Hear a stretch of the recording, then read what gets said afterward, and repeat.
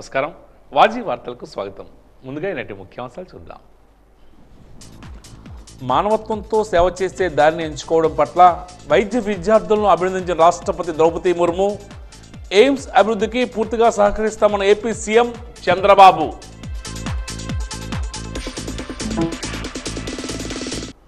వార్షిక బడ్జెట్ను ప్రవేశపెట్టిన నగరపాలక సంస్థ కమిషనర్ నల్లయ్య, మేయర్ విజయలక్ష్మి ఆధ్వర్యంలో జరిగిన సభలు ఏకగ్రీవంగా ఆమోదం.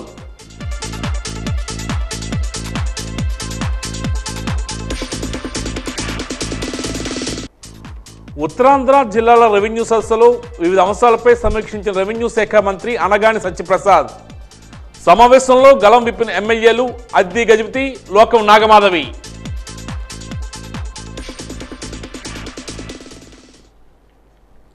ఇక వివరాలకు వెళ్తే, భారత రాష్ట్రపతి ద్రౌపది ముర్ము ఈరోజు ఆంధ్రప్రదేశ్లో పర్యటించారు. ఆమె గన్నవరం విమానాశ్రయానికి చేరుకున్న వెంటనే ఆమెకు Andhra Pradesh governor Abdul Nazir, AP CM Chandrababu, ఉప ముఖ్యమంత్రి పవన్ కళ్యాణ్ ఘనంగా స్వాగతం పలికారు. విమానాశ్రయంలో గౌరవ వందనాన్ని స్వీకరించిన అనంతరం రోడ్డు మార్గంలో బయలుదేరి మంగళగిరి ఎయిమ్స్కు వెళ్లారు. మంగళగిరిలో అఖిల భారత వైద్య విద్యా సంస్థ స్నాతకోత్సవంలో ఆమె పాల్గొన్నారు.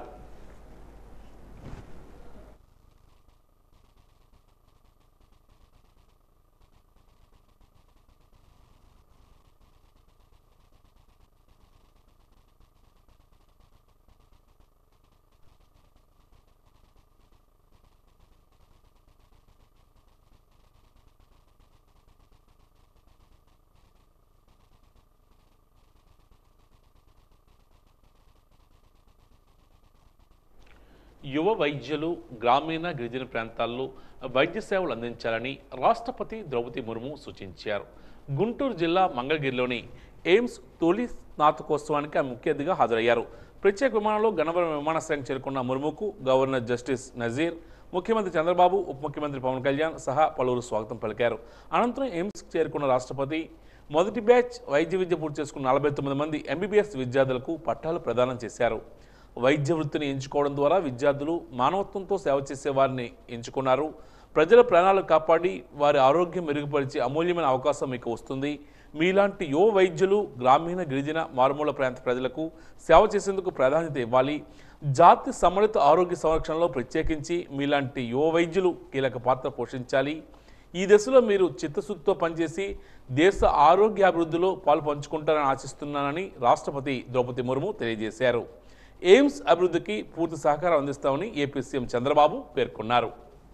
President of India position, first citizen of India position, that is her achievement during our lifetime. She started as a teacher, then assistant professor, then irrigation department one junior assistant, then in Raipur one counselor, first academic service, then she entered into political service as counselor, then chairperson, then minister, then governor, then president of India. All of us should have, this is the best example, even we are all born in a small way, with practice, with hard work, we can achieve anything in the world. That is where she has shown the way for all of us. I am very happy today. Wonderful place, this Mangalagiri. All India Institute has been sanctioned. Then they asked me land. Then at that time, we have given this land. If you can see this land, no All India Institute of Medical Science is having this type of land in the country itself, one of the best land. Vaji channel managing director Ganapathi Reddy Srinivasa Rao కుమారుడు శ్రీదేవి తన్మయ్య దంపతులను శాసన మండలి విపక్ష నేత మాజీ మంత్రి బొత్స సత్యనారాయణ గారు ఆశీర్వదించారు. ఈరోజు సాయంత్రం గణపతిరెడ్డి శ్రీనివాసరావు స్వగృహానికి వెళ్లి బొత్స సత్యనారాయణ గారు ఆశీస్సులు అందించారు. Vaji channel managing director Ganapathi Reddy Srinivasa Rao Neeraj దంపతుల కుమారుడు వివాహ వేడుక భోగాపురం సన్రే రిసార్ట్స్లో నిన్న కన్నుల పండుగగా జరిగింది. ఈ నేపథ్యంలో శాసనమండలి విపక్ష నేత మాజీ మంత్రి బొత్స సత్యనారాయణ గారు ఈరోజు వారి ఇంటికి వెళ్లి వధూవరులను ఆశీర్వదించారు.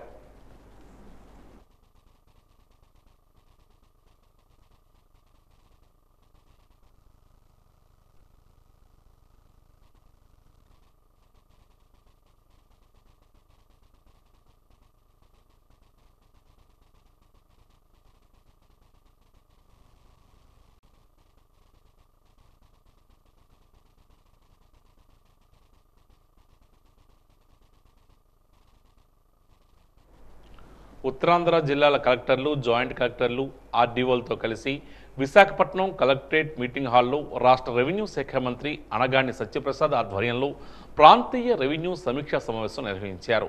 ఈ సమీక్షలో విజయనగరం శాసనసభ్యురాలు అద్దె గజరాజు, నెల్లిమర్ల శాసనసభ్యురాలు లోకం నాగమాధవి రెవెన్యూ శాఖకు సంబంధించిన పలు అంశాలపై మాట్లాడారు.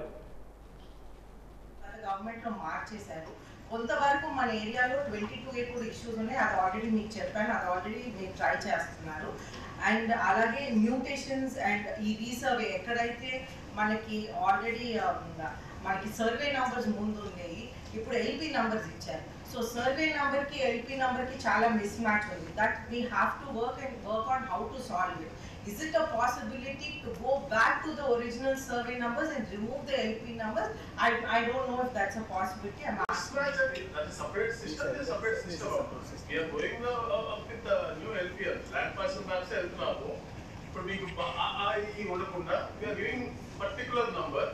ఈ దాటి ఎక్కువ మళ్ళీ ఏమన్నా సబ్డివిజన్స్ అయితే అప్పుడు we will give about 2000 అట్లా ఇస్తాం తప్ప దాంట్లో mismatch in the survey number lo unna extent is not matching the LP number. Problems ekku unnai ikkade malla resurvey pettistunnam appudu malla dantlo separate ade group create chesi vallu pdc pattadar వచ్చి అక్కడ photo కూడా దిగాలి, upload చేయాలి. దాంట్లో system మొత్తం మార్చి resurvey అయినప్పటికీ కూడా మళ్ళా రీసర్వేకి ఆ పర్టికులర్ ఎస్టిమేట్ టైం ఉందో 40 days టైం కూడా ఇచ్చి ఇబ్బందులు చెప్పడానికి గతమైన స్పీడ్ గా చేయడం కోసం మా తొందరపాటుతో 40 రోజులు 30 చేశారు, 30 రోజులు 20 రోజులు చేశారు. గ్రామంలో సర్వే నెంబర్ 8 అండి. This has been encroached. ఇదేంటంటే మన ఎండిఆర్ రికార్డు ప్రకారం ఇది ఏడబ్ల్యూడి గయాలని చూపిస్తున్నారండి. But this is also a MANSAS land అని వాళ్ళ రికార్డులో ఉందని ఇప్పుడే ఆర్డీఓ మేడం కూడా కన్ఫర్మ్ చేశారు నాకు. అది ఇది రికార్డులన్నీ తీయించి చూస్తే అక్కడ సుమారు ఒక 30-20 మంది దాకా ఇల్లు కట్టేసుకున్నారండి ఆల్రెడీ. నార్మల్ హౌసెస్ కాదండి ఇవి, 30-40 లక్షలు పెట్టి ఇల్లు కట్టేసుకున్నారు. వాళ్ళకి కరెంట్ కనెక్షన్లు సగం మందికి ఇచ్చారు, సగం మందికి ఇవ్వలేదు. రోజు వచ్చి మా ఇంటి దగ్గర కూర్చుంటున్నారు. అది ఇస్తారా సస్తారా అని అది ఏం చేయాలో తెలియట్లేదండి. ఆ సర్వే నెంబర్ 8 అది కొంచెం ఆ దృష్టి పెడితే అసలు ఏం చేస్తాను. నేనైతే అక్కడ బోర్డు పాటించానండి. ఇంకా ఫర్దర్ డెవలప్మెంట్ ఆఫ్ హౌసెస్ మేము కన్ఫర్మ్ చేసేదాకా మీరు ఎవరు చేయడానికి వీల్లేదని ఒక బోర్డు పాటించాను. అందుకని నేను చెడ్డదాన్ని కూడా అయ్యాను. కానీ కొంచెం అది క్లారిటీ ఇస్తే అది బాగుంటుందండి. మిగిలిన భోగాపురం సమస్యలన్నీ కూడా మన ప్రిన్సిపల్ సెక్రటరీ గారికి కూడా తెలుసు. సో అది నేను ప్రత్యేకంగా చెప్పక్కర్లేదు. అది కోర్టుల్లో ఉండిపోయి డబ్బులు రైతులకి ఎయిర్పోర్ట్ డబ్బులు పడలేదండి. అవన్నీ కూడా కొంచెం దృష్టి పెట్టుకోవాలి సార్. ఇంకొకటి నేను ముఖ్యంగా చెప్తున్నది ఏంటంటే దెర్ ఆర్ సమ్ ఎస్ఎల్ఏస్ డిఫైన్డ్ కానీ స్ట్రిక్ట్గా ఎన్ఫోర్స్ అవ్వట్లేదండి. ఇప్పుడు ఒక మ్యూటేషన్కి పెట్టుకుంటే 14 రోజుల్లో అయిపోతుంది అని చెప్తున్నారు కానీ అది స్ట్రిక్ట్గా ఎన్ఫోర్స్ అవ్వట్లేదు. ఎస్ఎల్ఎస్ కొంచెం ప్రాసెస్ అన్నిటికీ కూడా డిఫైన్ చేసి కొంచెం స్ట్రిక్ట్గా ఎన్ఫోర్స్ చేయగలిగితే అదొకటి బాగుంటుందండి. 156.93 కోట్ల రూపాయలతో 2025-2026 సంవత్సరానికి గాను విజయనగరం నగరపాలక సంస్థ అధికారులు ప్రవేశపెట్టిన వార్షిక బడ్జెట్ను సభ ఆమోదించింది. ఈరోజు నగర మేయర్ విజయలక్ష్మి అధ్యక్షతన నగరపాలక సంస్థ సమావేశ మందిరంలో బడ్జెట్ సమావేశం జరిగింది. 156.93 కోట్ల రూపాయలతో రూపొందించిన వార్షిక బడ్జెట్ను కమిషనర్ నల్లయ్య సభలో ప్రవేశపెట్టారు. బడ్జెట్పై పలువురు తమ అభిప్రాయాలను తెలిపిన అనంతరం ఏకగ్రీవంగా ఆమోదం తెలిపారు. సమావేశం అనంతరం నగర మేయర్ విజయలక్ష్మి మాట్లాడుతూ అందరి సహకారంతో నగర అభివృద్ధిని సాధించడమే కౌన్సిల్ ముఖ్య ఉద్దేశమని పేర్కొన్నారు. నగర ప్రజలకు అన్ని రకాల సదుపాయాలను కల్పించేందుకే బడ్జెట్ రూపకల్పన చేయడం జరిగిందన్నారు. కౌన్సిల్ సభ్యులందరూ బడ్జెట్ను ఆమోదించినందుకు కృతజ్ఞతలు తెలియజేశారు. ప్రజల నుండి స్వచ్ఛంద విరాళాలకై కార్పొరేట్ సోషల్ రెస్పాన్సిబిలిటీ నిధులు ఏర్పాటు చేస్తున్నట్లు ప్రకటించారు. కమిషనర్ నల్లయ్య నూతన వరవడితో బడ్జెట్ను రూపొందించి కొత్త అంశాలను చేర్చడం శుభ సూచకమని తెలియజేశారు. 72.45 కోట్ల రూపాయలతో నగర అభివృద్ధి పనులకు నిధులు కేటాయించడం అయిందని పేర్కొన్నారు. 10 కోట్ల రూపాయల సాధారణ నిధులతో కొత్తగా రోడ్లు వేయటకు గాను, అలాగే 12 కోట్ల రూపాయలతో 15వ ఆర్థిక సంఘం నిధులతో అభివృద్ధి పనులు చేపట్టే నిమిత్తం 1 కోటి రూపాయలతో ప్రాథమిక ఆరోగ్య కేంద్రాల నిర్మాణం, 1,50,00,000 రూపాయలతో హార్టికల్చర్ మరియు పట్టణ సుందరీకరణ నిమిత్తం బడ్జెట్లో కేటాయింపులు చేశామన్నారు. 5 కోట్లతో మురుగు కాలువలు, కలవట్ల నిర్మాణానికి కేటాయించడం జరిగిందన్నారు. 1 కోటి రూపాయలతో సెంటర్ లైటింగ్, పార్కుల లైటింగ్, జంక్షన్ లైటింగ్ కోసం వెచ్చిస్తున్నట్లు తెలియజేశారు. 1,50,00,000 రూపాయలతో పార్కులు, క్రీడా మైదానాలు అభివృద్ధి చేసే నిమిత్తం కేటాయింపులు జరిగాయని తెలియజేశారు. కమిషనర్ నల్లయ్య ఈ సందర్భంగా మాట్లాడుతూ నగరపాలక సంస్థ ఆర్థిక పరిపుష్టి కోసం వివిధ రకాల పనులను రాబట్టే ప్రయత్నం చేస్తున్నామని తెలియజేశారు. ఇందుకు ప్రజలు సహకరించాలని ఆయన కోరారు. ఈ సమావేశంలో వివిధ డివిజన్ల కార్పొరేటర్లు అల్లు చాణుక్య, కేదారశెట్టి సీతారామూర్తి మాట్లాడుతూ బడ్జెట్ రూపకల్పన ఆశాజనకంగా ఉందని తెలియజేశారు. ఈ సమావేశంలో డిప్యూటీ మేయర్లు కోలగట్ల శ్రావణి, ముచ్చు లయా యాదవ్, ఫ్లోర్ లీడర్ రాజేష్, సహాయక కమిషనర్ తిరుమలరావు, వివిధ డివిజన్ల కార్పొరేటర్లు, కోఆప్షన్ సభ్యులు, వివిధ విభాగాల అధికారులు పాల్గొన్నారు. కారణమైనటువంటి కార్పొరేటర్ కూడా ఎక్కువ గౌరవపరిచిందిగా కోరుకుంటున్నాను. ఫస్ట్ ఆఫ్ ఆల్ మరి వార్డులోకి వచ్చేటప్పుడు కమిషనర్ గారు వచ్చేటప్పుడు అట్లీస్ట్ కార్పొరేటర్ ఇన్ఫర్మేషన్ చేయాలి కదా, ఇన్ఫార్మ్ చేయాలి కదా. కనీసం ఇన్ఫార్మ్ చేయకుండా ఎలా వస్తున్నారు కమిషనర్ గారు? అంటే కమిషనర్ గారు స్పెషల్ ఆఫీసర్ గారు తెలియట్లేదు నాకైతే. ఎందుకంటే ఇన్ఫార్మ్ చేయాలి. చదవడికి కూడా వర్క్ చేయడంలో డిలే చేస్తున్నారు. అటువంటి అధికారులపై నిర్మోహమాటంగా కఠిన చర్యలు తీసుకోవాలని SC/ST యాక్ట్ 1989 యూజ్ చేసి నిబంధన 2018 ప్రకారం సెక్షన్ 3(1)M కింద వాళ్ళు శిక్షార్హులుగా చేయాలి. ఏ ఏరియా డెవలప్ అవ్వాలన్నా వాళ్ళకంటూ కేటగిరీ చేసిన, వాళ్ళకంటూ కేటాయించిన ఫండ్స్ని యూజ్ చేస్తేనే అక్కడ డెవలప్మెంట్ జరుగుతుంది. ఇవన్నీ దృష్టిలో పెట్టుకొని SC/ST ఏరియా డెవలప్మెంట్ ఖచ్చితంగా చేయాలని మనస్ఫూర్తిగా కోరుకుంటున్నాను. మనకి రెసిడెన్షియల్ బిల్డింగ్ ఎవరైనా కట్టుకుంటే 238 గజాలు ఉంటే దాన్ని మార్టిగేజ్ చేయాలి, 10% మార్టిగేజ్ చేయాలి. అలాగే మార్టిగేజ్ చేస్తున్నారు. చేసిన బిల్డింగ్ ఓనర్ ఏంటంటే ఎప్పుడైతే LTP చేస్తారో అది చేసేస్తారు, తర్వాత దాన్ని మర్చిపోతారు. ఇది ఏమవుతుందంటే లాంగ్ పెండింగ్ ఉండి ఎప్పుడైనా వాళ్ళు అమ్ముకోవాలన్నా లేదంటే ఏదైనా ఎవరికైనా రాయాలన్నా అప్పుడు ఈ మార్టిగేజ్ అడ్డం వస్తుంది. సో అలాంటిది ఏదైనా చూస్తే ఏదైనా ఒక డ్రైవ్ పెట్టి, ఒక మేడ లాంటిది పెట్టి ఇది చేస్తే మనకి ఈ ల్యాగ్ లేకుండా మనకి ఇన్కమ్ జనరేట్ అవుతుందని నా అభిప్రాయం. ఈ మార్టిగేజ్ విషయం అనేది చాలా కాలంగా ఉంది. దానికి కానీ ఒక డ్రైవ్ పెడితే దాని ద్వారా కూడా మనకి డబ్బులు వసూలై డెవలప్మెంట్కి పనికొస్తుందని తెలియజేస్తూ మరి అందరి తరఫున సోదరులు నా తోటి కార్పొరేటర్లు అందరి తరఫున ఈ బడ్జెట్ బాగుందన్న దీంతో మరి సభాముఖంగా ఆమోదం తెలియజేస్తూ సంస్థలో 4వసారి బడ్జెట్ని 156,93,00,000 రూపాయలతోటి ప్రవేశపెట్టడం చాలా సంతోషంగా ఉంది. 2,45,00,000 రూపాయలతో నగరాభివృద్ధి పనులు నిధులు కేటాయింపు జరిగినది. ఇందులో ముఖ్యంగా 10 కోట్ల రూపాయలతో సాధారణ నిధులు, కొత్త రోడ్లు వేయుట, 2,50,00,000 రూపాయలతో BPS నిధులతో అభివృద్ధి పనులు, 12 కోట్ల రూపాయలతో 15వ ఆర్థిక సంఘం నిధులు అభివృద్ధి పనులు, 1 కోటి రూపాయలతో సచివాలయం పక్కా భవనాల నిర్మాణం నిమిత్తం, 50,00,000 రూపాయలతో హార్టికల్చర్ పట్టణ సుందరీకరణ నిమిత్తం, 5 కోట్ల రూపాయలతో సాధారణ నిధులతో మురుగు కాలువల నిర్మాణం మరియు కలవట్ల నిర్మాణం నిమిత్తం, 1 కోటి రూపాయలతో సెంట్రల్ లైటింగ్, పార్క్ లైటింగ్ మరియు జంక్షన్ లైటింగ్, రూపాయలతో నగర పాలక సంస్థ ఆస్తుల సంరక్షణ నిమిత్తం ప్రహరీ గోడలు, 1 కోటి రూపాయలతో ఆధునిక జంతు వ్యవసాయ. ఈ బడ్జెట్ తోటి విజయనగరం అభివృద్ధి పదంలో నడవాలని మనస్ఫూర్తిగా కోరుకుంటూ అందరి సహాయ సహకారంతో విజయనగరాన్ని అభివృద్ధి పరచాలని కోరుకుంటున్నాను. మాదక ద్రవ్యాల నియంత్రణకు విజయనగరం జిల్లా పోలీస్ శాఖ సంకల్పం కార్యక్రమాన్ని చేపట్టి ప్రజలను మాదక ద్రవ్యాలకు దూరం చేసేందుకు అవగాహన కార్యక్రమాలు చేపడుతూ చైతన్యపరుస్తున్నారు. ఈ కార్యక్రమాన్ని ప్రజలకు మరింత చేరువ చేసేందుకు గాను ప్రత్యేకంగా రూపొందించిన సంకల్పం గీతాన్ని, పోస్టర్లను జిల్లా ఎస్పీ వకుల్ జిందాల్ ఆవిష్కరించారు. ఈ సందర్భంగా ఆయన మాట్లాడుతూ మాదక ద్రవ్యాలకు అలవాటు పడుతూ వ్యసన పరులుగా మారుతున్న యువతను మత్తు మాదక ద్రవ్యాలకు దూరం చేయడానికి జిల్లా పోలీస్ శాఖ తమ వంతు కృషి చేస్తుందని తెలియజేశారు.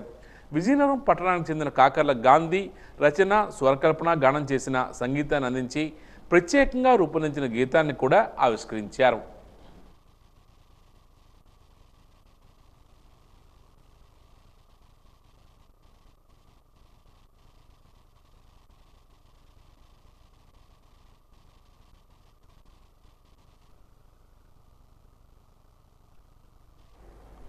పెంచిన విద్యుత్ భారాలకు వ్యతిరేకంగా ఈరోజు విద్యుత్ భవన్ వద్ద సిపిఎం ఆధ్వర్యంలో విద్యుత్ బిల్లులు దగ్ధం చేశారు. ఈ సందర్భంగా సిపిఎం జిల్లా కార్యవర్గ సభ్యులు రెడ్డి శంకరరావు మాట్లాడుతూ విద్యుత్ ట్రూ ఆఫ్ ఛార్జీలను 16,800 కోట్లు భారాలు ప్రజలపై వేశారని, ఇవి చాలవో అన్నట్లు స్మార్ట్ మీటర్లు వేసేందుకు చూస్తున్నారని ఆరోపించారు. ట్రూ ఆఫ్ ఛార్జీలను ఉపసంహరించుకునే వరకు ఉద్యమిస్తామని, ఈ పోరాటంలో ప్రజలందరూ పాల్గొనాలని ఆయన పిలుపునిచ్చారు. ఈ కార్యక్రమంలో సిపిఎం జిల్లా కమిటీ సభ్యులు రమణమ్మ తదితరులు పాల్గొన్నారు.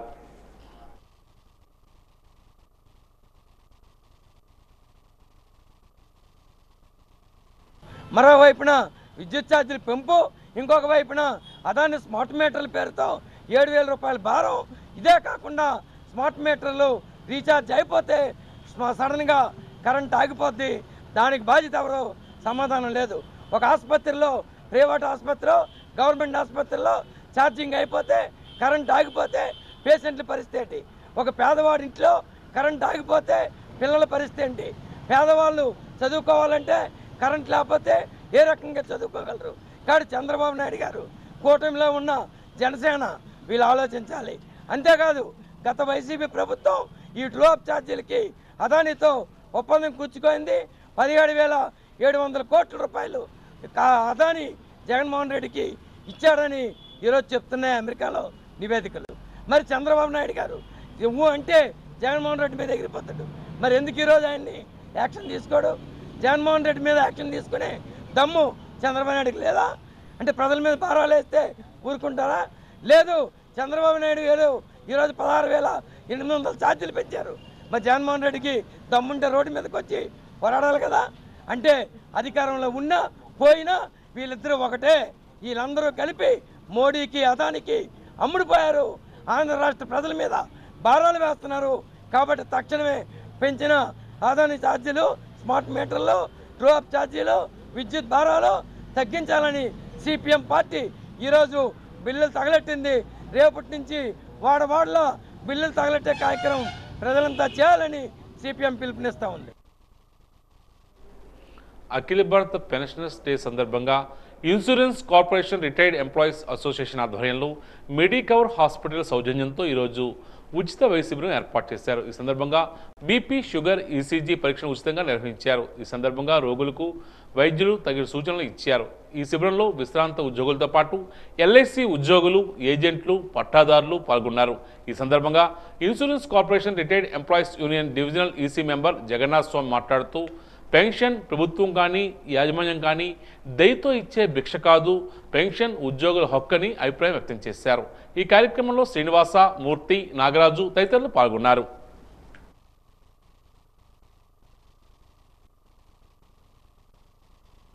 సరిగ్గా డిసెంబర్ 17, 1982లో supreme court DS Nakara versus central government of India versus తీర్పులో ఒక చారిత్రాత్మకమైన తీర్పు పెన్షన్స్కి ఇవ్వడం జరిగింది.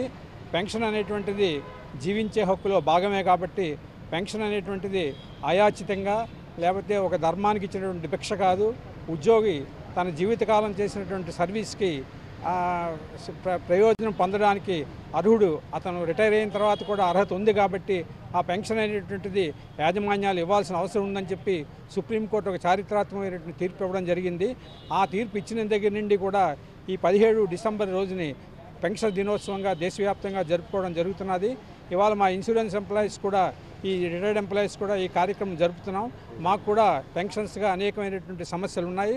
మాకు ఫ్యామిలీ పెన్షన్ అనేటువంటిది 30% సుదీర్ఘకాలంగా పెండింగ్లో ఉండి ఈ మధ్య కాలంలోనే మేనేజ్మెంటు ఎంత రికమెండ్ చేసినప్పటికీ కూడా ప్రభుత్వం తాత్సారం చేస్తూ ఈ మధ్యన కాలంలోనే మాకు 30% ఫ్యామిలీ పెన్షన్ అనేది మంజూరు చేయడం జరిగింది. ఇంకా జనరల్ ఇన్సూరెన్స్ ఎంప్లాయీస్లో రిటైర్ అయినటువంటి ఫ్యామిలీ పెన్షన్స్కి ఇంకా ఈ సదుపాయం కల్పించాల్సిన అవసరం ఉంది. ఇదే కాకుండా దేశవ్యాప్తంగా ఈరోజు చాలామంది పెన్షన్స్ చాలా తక్కువ అమౌంట్తో పెన్షన్స్తో ఇవాళ జీవిస్తున్నారు.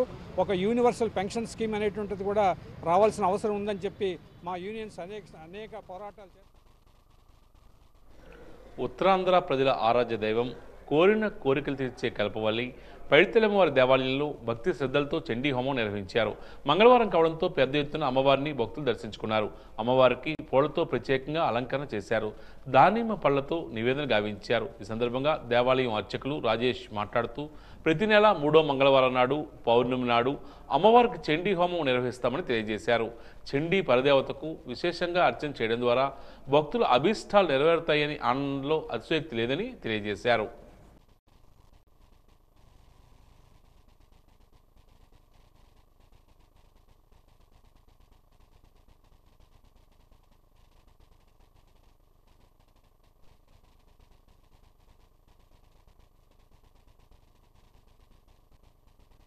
రోజు ఈరోజు 3వ మంగళవారం అవడం చేత మనకి విశేషంగా చండీ హోమం ప్రతీ నెల 3వ మంగళవారం నాడు, అదేవిధంగా పౌర్ణమి నాడు కూడా మనకి చండీ హోమం నిర్వహింపబడుతుంది.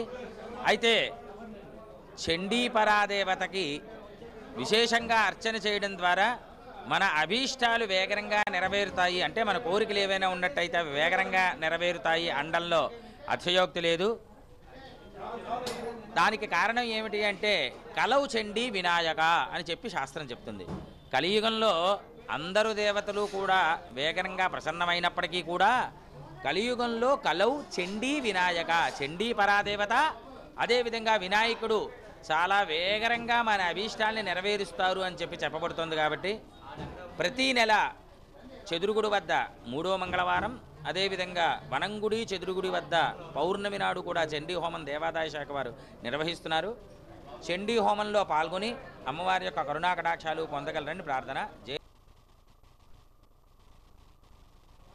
విజయనగరంలోని పెన్షనర్స్ భవన ఆవరణలో భారత పింఛన్దారుల దినోత్సవ వేడుకలు ఘనంగా నిర్వహించారు. ఏపీ ప్రభుత్వ ఉద్యోగుల పెన్షన్దారుల సంఘం జిల్లా శాఖ ఆధ్వర్యంలో వేడుకలు జరిగాయి. పెన్షన్దారుల సమస్యల పరిష్కారానికి సంఘం కృషి చేస్తుందని ఈ సందర్భంగా వక్తలు పేర్కొన్నారు. ఖజానా శాఖ అధికారి కుమార్ మాట్లాడుతూ పెన్షన్దారులకు ఏ విధమైన సేవలు అందించాలన్నా తాము సిద్ధంగా ఉన్నామని పేర్కొన్నారు. ఈ కార్యక్రమంలో సంఘం అధ్యక్షుడు పెద్దింటి అప్పారావు, విఎస్ఆర్ రాయుడు, పి లక్ష్మణరావు తదితరులు పాల్గొన్నారు.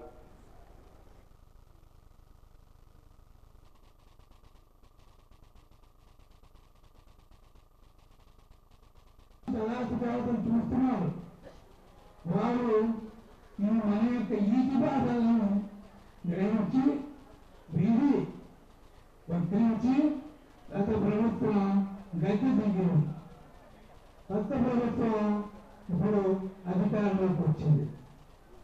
ఈ ప్రభుత్వం మనకు మంచి చేస్తుందా అనేటువంటి ఆలోచనలో 6 మాసాలు వారు పన్ను బాధ్యతలు చేపట్టినప్పటికీ ఇంకా కూడా పెన్షన్స్ వైపు దృష్టి మరల్చలేదు.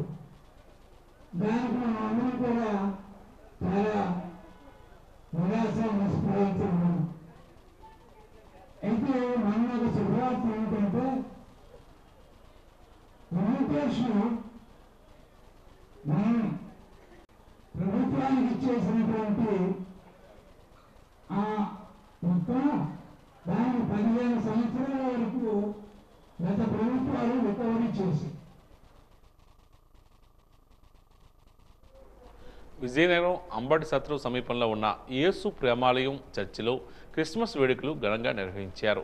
శ్రీకాకుళం, విజయనగరం, మన్యం జిల్లాల దివ్యాంగులను ఆహ్వానించి కేక్ కట్ చేసి వేడుకలు నిర్వహించారు. గ్రేస్ అమ్మ ఆశీర్వాద ప్రార్థన చేశారు. ప్రసంగికులు నాగేశ్వరరావు క్రీస్తు సందేశం ఆహుతులను వినిపించారు. ఈ కార్యక్రమానికి ముఖ్య అతిథిగా హాజరైన డాక్టర్ భానుప్రకాష్ మాట్లాడుతూ తమ ఆసుపత్రి ద్వారా పేదలకు ఉచిత వైద్య సేవలు అందించడానికి ఎప్పుడూ సిద్ధంగా ఉంటామని పేర్కొన్నారు.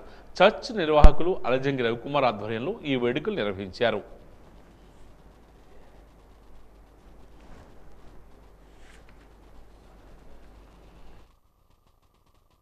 యేసుక్రీస్తు వారి ప్రేమను మరి వీరందరికీ పంచుతూ వారు ప్రతి సంవత్సరం కూడా మరి దివ్యాంగులైన వారికి మరి కొంత ధనాన్ని మరియు మరి చలికాలం కాబట్టి కప్పుకునేటప్పుడు చలిని తట్టుకోవడానికి కప్పుకోవడానికి ఒక గొంగలిని ఇస్తూ మరి దివ్యాంగులను ప్రోత్సహిస్తూ ఉన్నారు. కాబట్టి మరి ఇలాంటి దైవ సేవకులు మరి ఎంతోమంది ఇంకా ముందుకొస్తే దివ్యాంగులైనటువంటి అవసరతలు తీరతాయని.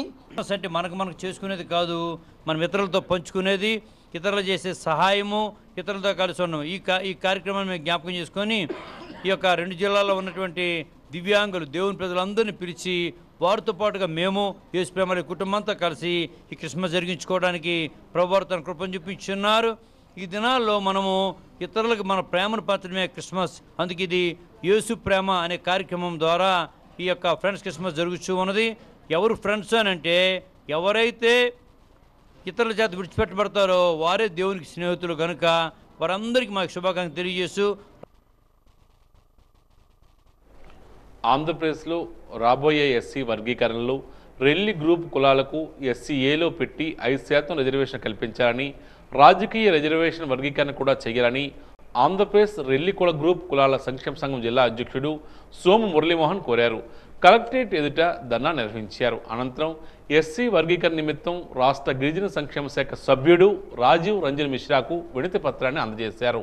ఈ సందర్భంగా ఆయన మాట్లాడుతూ జనాభా ప్రాతిపదికన రెల్లి కులస్తులకు రిజర్వేషన్ కల్పించాలన్నారు. ఇంతవరకు తమ కులాలకు ఎంతో అన్యాయం జరిగిందన్నారు. ఉద్యోగ ఉపాధి అవకాశాలు కరువయ్యాయని పేర్కొన్నారు. తక్షణమే న్యాయం చేయాలని వారు కోరుతున్నారు. అయితే కరోనా టైంలో కూడా జనాభా రోడ్డు ఎక్కడానికి భయపడితే రెల్లివాటు ఉపకులాలు మాత్రం ధైర్యంగా రోడ్డెక్కి రోడ్లు తీసి కాలువలు తీసి మలమూత్రాలు తీసి కరోనా పేషెంట్లకు పళ్ళు కాయలు అలా ఆరోగ్యవంతులుగా ఉండాలని సదుద్దేశంతోనే ప్రాణాలు త్యాగం చేసిన గొప్ప ఘనత రెల్లివాటు ఉపకులాలని చెప్పొచ్చు. అయితే ఈరోజు భారతదేశం మొత్తం ఆరోగ్యవంతులుగా క్లీన్ అండ్ గ్రీన్గా ఉందంటే రెల్లివాటు ఉపకులాలే. స్టేట్ బైఫర్కేషన్ అయిన తర్వాత మా యొక్క జనాభా అనేది 25 లక్షల పైబడి ఉన్నామయ్యా. కానీ ధర్మాసనం సుప్రీంకోర్టు మాత్రం డివై చంద్రచూడ్ అంబేద్కర్ రాసిన రాజ్యాంగంలో ఉన్న రిజర్వేషన్ ఫలాలు ఎస్సీ వర్గీకరణగా చేయాలంటే ఎస్సీలోని అణగారిన కులాలు, వెనకబడిన తరగతులు, అంటరాని వాళ్ళు ఎవరంటే రెల్లివాటు ఉపకులాలని చెప్పడం జరిగింది. అయ్యా మా జనాభా అనేది 25 లక్షల పైన ఉంది. ధర్మాసనం సుప్రీంకోర్టు చెప్పినట్లుగా రెల్లివాటు ఉపకులాలు వాళ్ళ భావితరాల పిల్లల జీవితాలు బాగుండాలంటే మాకు 5% రిజర్వేషన్ ఇస్తే మా భావితరాల పిల్లల జీవితాలు బాగుంటుంది. అంతేకాక రాజకీయ పరంగా కూడా ఎమ్మెల్యేలు, ఎంపీలు, మినిస్టర్లు, ఎమ్మెల్సీలు కూడా రిజర్వేషన్ కల్పించాలి. ఐఏఎస్, ఐపీఎస్, ఐఏఎస్ గ్రూప్ 1 కూడా రిజర్వేషన్ కల్పిస్తే మన దేశ ప్రధాని అయిన నరేంద్ర మోడీ గారికి, మన ఆంధ్రప్రదేశ్ ముఖ్యమంత్రి అయిన నారా చంద్రబాబు నాయుడికి దేశంలో ఉన్న రెల్లివాటు ఉపకులాలందరూ రుణపడి ఉంటామని, మా భావితర పిల్లల జీవితాలు బాగుండాలంటే మాకు 5% రిజర్వేషన్ ఇవ్వాలని కమిషన్ కూడా మేము వేడుకుంటూ సెలవు తీసి వివరాన్ని ఇవ్వడం జరిగింది. 76 సంవత్సరాలు అయినా సరే కులగణన కాలేదు. కులగణన కాకుండా లక్షల మీద చెప్తున్నారు. మాదైతే సెన్సస్ ఆఫ్ ఇండియాలో చాలా తక్కువ ఉంది. అది మేము ప్రైవేట్ సెన్సస్ కూడా చేశాము. దాన్ని పరిగణలో తీసుకోకపోయినా పిటిషన్తో పాటు ఇవ్వాలనేసి కొన్ని క్లిప్పులు కూడా మిశ్రా గారికి ఇవ్వడం జరిగింది. బాగా స్పందించారు. మాకు న్యాయమైనటువంటి జిల్లా యూనిట్ అయితే 5% కావాలి, జోనల్ యూనిట్ అయినా 5% కావాలి, రాష్ట్ర యూనిట్ అయినా 5% మాకు ఇచ్చినట్లయితే మాకు మన సోదరులతో సమానంగా తర్వాత మన డాక్టర్ బిఆర్ అంబేద్కర్ ఏ విధంగా మనకి రిజర్వేషన్ ఆపాదించి అందరికీ సమానంగా దళితులకు కావాలని కోరుకున్నారో అది సక్సెస్ అవుద్దని చెప్పి మేము అహర్నిశలో కృషి చేస్తూ మా వెనుకబాటుతనాన్ని వీడియోల ద్వారా, క్లిప్పింగ్ ద్వారాగా మిశ్రా గారు చూపించి వినతి పత్రాలు ఇచ్చాము. మాతో పాటు అందరూ చాలా జనం వచ్చారు. మేము చాలామంది ఉన్నాము కాబట్టి ఉత్తరాంధ్రలో ఎక్కువగా మేము ఉన్నాము. మాకు న్యాయమైనటువంటి 5% రిజర్వేషన్ వర్గీకరణ కావాలి మాకు. తర్వాత రాజకీయ రిజర్వేషన్ కూడా వర్గీకరణలో పొందపరిస్తే అయితే మాకు రానున్న కాలంలోనే మాకు రాజకీయంగా కూడా మేము ఎదుగుతామని చెప్పి మీ అందరికీ చెప్పుకుంటూ సెలవు తీసుకుంటున్నాను. ఎస్సీ రెల్లి వాటి అనుబంధ కులాల వర్గీకరణలో 5% రిజర్వేషన్లు పెంచాలని రెల్లి కులాల సంక్షేమ సంఘం రాష్ట్ర ఉపాధ్యక్షుడు పొడు కుమార్ డిమాండ్ చేస్తున్నారు. రెల్లి కులాల సంక్షేమ సంఘం ఆధ్వర్యంలో రిజర్వేషన్ పెంచాలని కోరుతూ కలెక్టరేట్ ఎదుట ధర్నా నిర్వహించారు. అనంతరం రాష్ట్ర గిరిజన సంక్షేమ శాఖ సభ్యుడు రాజీవ్ రంజన్ మిశ్రాకు వినతి పత్రాన్ని అందజేశారు. ఈ సందర్భంగా ఆయన మాట్లాడుతూ రాష్ట్ర జనాభాలో భాగంగా 4% పైబడిన రెల్లి కులాల వారి జనాభాను లెక్క పెట్టడానికి ప్రభుత్వం లెక్కలోకి తీసుకోవడానికి తమ సంఖ్యను చాలా మేరకు తగ్గించి చూపిస్తున్నారని ఆవేదన వ్యక్తం చేస్తున్నారు. షెడ్యూల్ కులాల వన్ మ్యాన్ కమిషన్లో భాగంగా రెల్లి ఉపకులాల వారి జీవన విధానాలను అనుసరించి వారి కులగణన సర్వే శాస్త్రీయ అధ్యయనం ద్వారా పునఃపరిశీలన చేసి 5% రిజర్వేషన్ పెంచాలని కోరుతున్నారు.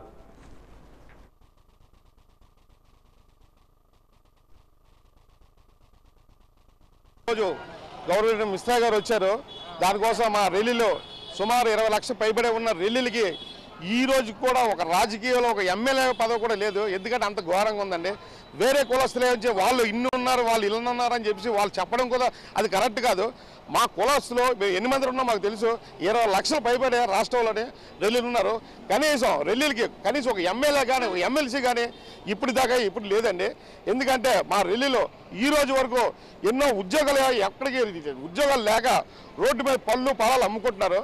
మరి అప్పటి నుంచి ఇప్పటిదాకా చాలా ఏల స్థితిలోనే దళితులుగా మా రెల్లీలు ఉన్నారు. దయచేసి కమిషన్ వారికి కూడా కోరుకుంటున్నాం, మా రెల్లీలకి ఇప్పటికైనా సరే న్యాయం జరిపిస్తారని చెప్పేసి కోరుకుంటున్నాం.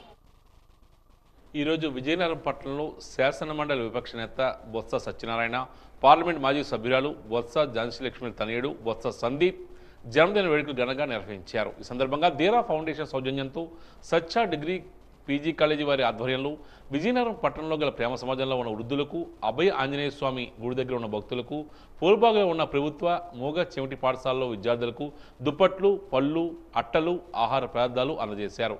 ఈ కార్యక్రమంలో మాజీ ఎంపీ బొత్స ఝాన్సీ లక్ష్మి తదితరులు పాల్గొన్నారు.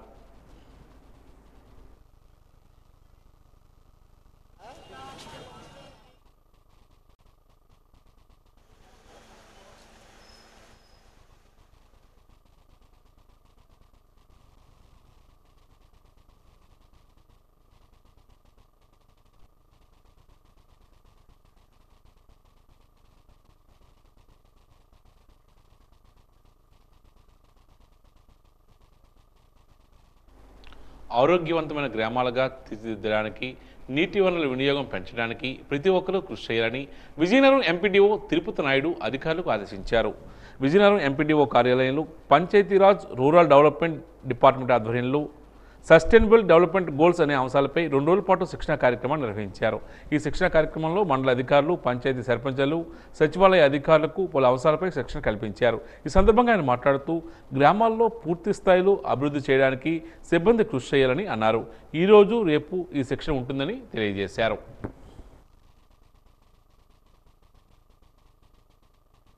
ఈ కార్యక్రమంలో ముఖ్యంగా జీపీడీపీ యాక్షన్ ప్లాన్లో ఎస్డీజీ గోల్స్పై పూర్తి స్థాయిలో అవగాహన కల్పించాలనేదే ముఖ్య ఉద్దేశం. వీటికి 9 థీమ్స్ ఉంటాయి. ఈ 9 థీమ్స్పై వివిధ డిపార్ట్మెంట్ల నుంచి వచ్చినటువంటి ట్రైనింగ్ పీరియడ్ పొందినటువంటి మండల స్థాయి సిబ్బంది వారు ఇక్కడ ఉన్నటువంటి సచివాలయ సిబ్బందికి మరియు పంచాయతీ కార్యదర్శులకి, గౌరవ సర్పంచులకు కూడా ఈ ట్రైనింగ్ని ఇవ్వడం జరుగుతుంది.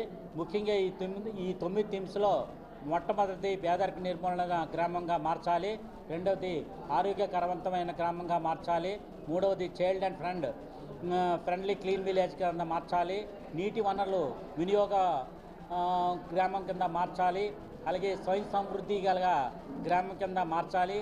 ప్రతి ఒక్క సంవత్సరం కూడా ఒక్కొక్క థీమ్ని ఎంపిక చేసుకుని ఆ థీమ్కి మనకి అన్టైడ్ గ్రాంట్ నుంచి ప్రత్యేకమైన నిధులు దీనికి కేటాయించాలని ప్రభుత్వం వారు మనవి చేస్తున్నారు. తదనుగుణంగా వీరికి ఈ ట్రైనింగ్లో పూర్తిగా శిక్షణ ఇచ్చి గ్రామ పంచాయతీకి పంపించడం జరుగుతుందనే ఉద్దేశంతో ఈ కార్యక్రమాన్ని ప్రభుత్వం వారు ఏర్పాటు చేయడం వలన ఈరోజు ఈ కార్యక్రమం నిర్వహించడం జరిగింది. ఈనాటి వాజీ వార్తలు ముగించే ముందు ముఖ్యాంశాలు మరోసారి. మానవత్వంతో సేవ చేసే దారిని ఎంచుకోవడం పట్ల వైద్య విద్యార్థులను అభినందించిన రాష్ట్రపతి ద్రౌపది ముర్ము, ఎయిమ్స్ అభివృద్ధికి పూర్తిగా సహకరిస్తామన్న ఏపీ సీఎం చంద్రబాబు.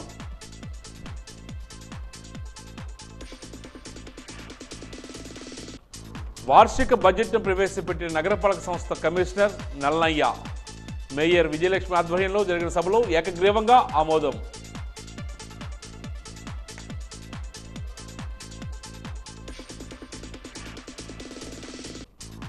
ఉత్తరాంధ్ర జిల్లాల రెవెన్యూ సదస్సులో వివిధ అంశాలపై సమీక్షించిన రెవెన్యూ శాఖ మంత్రి అనగాని సత్యప్రసాద్.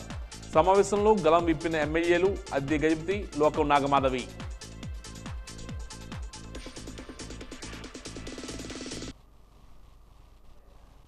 వాజీ వార్తలు ఇంతటితో సమాప్తం. నమస్కారం.